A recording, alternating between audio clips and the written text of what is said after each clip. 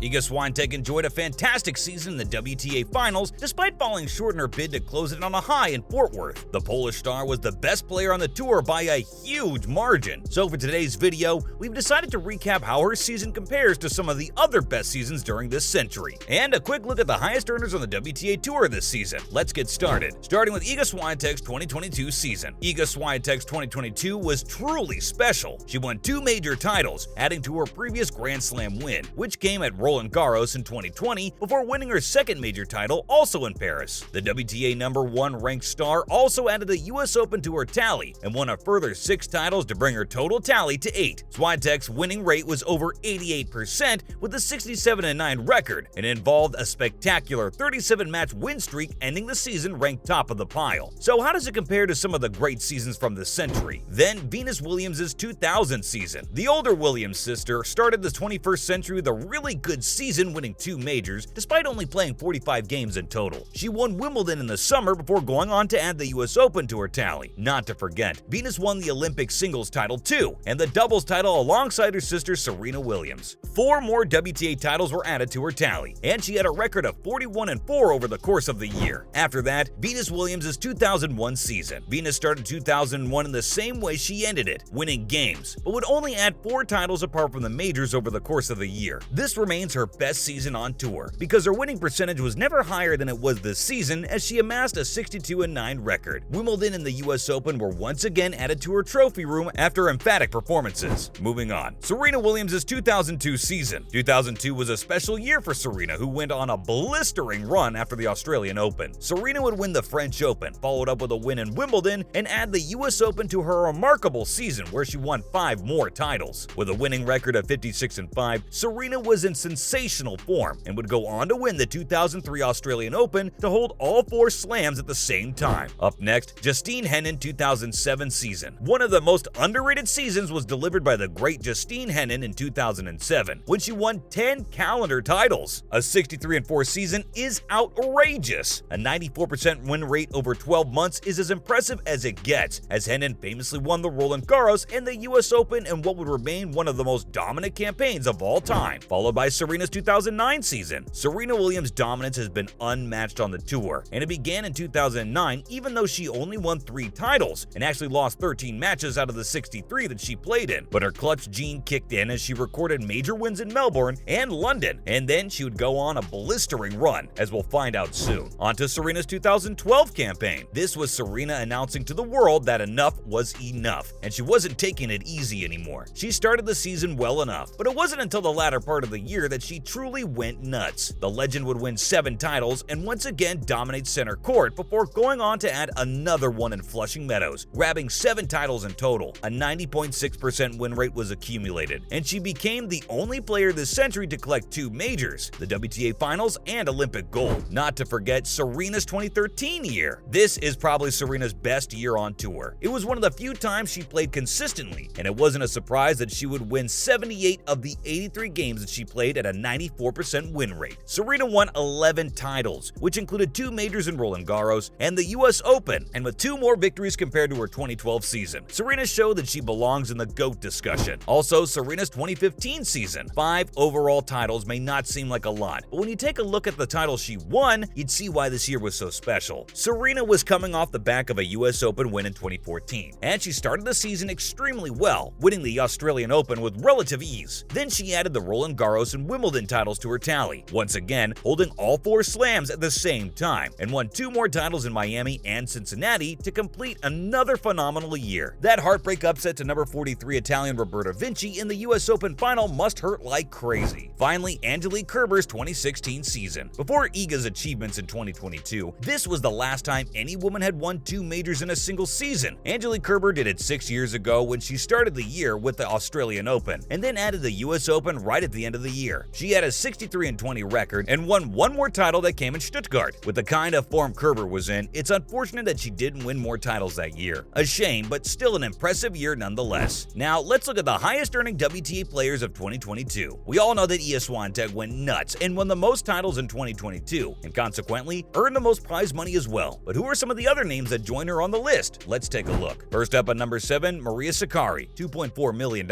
Finishing runner-up at the BNP Paribas Open was a great great achievement for Greek star Maria Sakkari, who pocketed $646,110 with that run. It was her highest earning from a single tournament in 2022, while she earned quite a bit with her fourth-round finish at the Australian Open as well. The runner-up finish at Guadalajara Open earned her nearly $250,000 too, taking her total tally to $2.4 million for the 2022 season, which is over $400,000 more than last season. Next at number 6, Coco Gauff, $3.05 million. Coco Gauff is only 18, and she's banking money that would put many others to shame. But it's hardly a surprise when you're that talented. Money is hardly a priority, and it just follows once you keep performing at that level. Gauff enjoyed a fantastic year, and even though she came agonizingly close to winning the French Open in both singles and doubles, she took home over $1.4 million collectively. In addition to that, the teenager won 2 WTA 1000 titles in doubles and made it to the quarterfinals in New York, and as a result, her earnings exceeded the $3 million mark. Compared to 2021, she doubled her prize money after a special year, making the top 5 Jessica Pegula $3.611 million.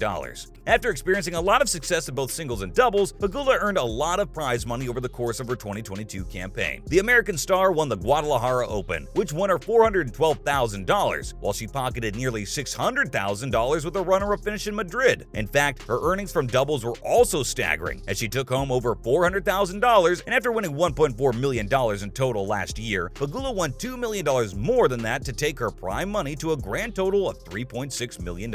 At number 4, Elena Rybakina, $3.613 million. Just about shading Pegula's earnings by $2,000, Rybakina comes in at number 4, and it was a phenomenal year for the Kazakh star. Unsurprisingly, the bulk of her prize money was made up from her surprising win at Wimbledon, for which she took home just under $2.5 million, while most of her other exploits helped her total climb to well over $3.6 million. This is nearly triple the amount Rybakina earned in 2021, and 2023 will be another promising year for her as she hopes to produce deeper results and try and take this earning to the $4 million mark if possible. Entering the top 3 with Caroline Garcia, $3.7 million. Caroline Garcia experienced a career resurgence as she won a second French Open title in doubles and reached her first ever semifinal in singles, which came at the US Open. Then she won the WTA Finals, which was the biggest paycheck of the year for Garcia, as she won over $1.57 million in addition to that beautiful trophy. For someone who only earned $598,000 last year, Garcia took home her highest ever single season prize money mark with $3.7 million, which is a solid $300,000 more than her previous best of $3.4 million that came in 2017. The penultimate pick, Ons Jabeur, $4.9 million. What a fantastic breakthrough year it was for the Tunisian star Ons Jabeur. She was very unlucky not to win at least one Grand Slam final, losing 2 of them in Wimbledon and the US Open. Jabeur is nailed on to win at least one major in the upcoming year. Her talent is way too enormous for it to not happen, and unsurprisingly, it also earned her a tidy sum of $4.9 million. Most of it came in Madrid, where she pocketed over $1.1 million by winning the title, ending with number 1, Iga Swiatek, $9.8 million. Exactly twice as much as the next best in the perfect representation of the year Iga Swiatek has enjoyed. The Polish sensation won a total of 8 titles throughout the year, winning 2 majors and 4 WTA 1000 titles. The majors helped her earn a total of $4.9 million, while she added $3.2 million thanks to her 4 WTA titles. All the other results, which included 2 more career titles, helped her to a total of $9.8 million mark as she fell agonizingly short of the $10 million mark. Serena's record-breaking haul of $12.3 million is safe for now. That's a wrap for this video. So which of these performances stand out the most for you, and where does Swiatek's 2022 rank among his best seasons? Let us know in the comments below. Make sure to give this video a thumbs up and subscribe to our channel for more videos like this. See you in the next one.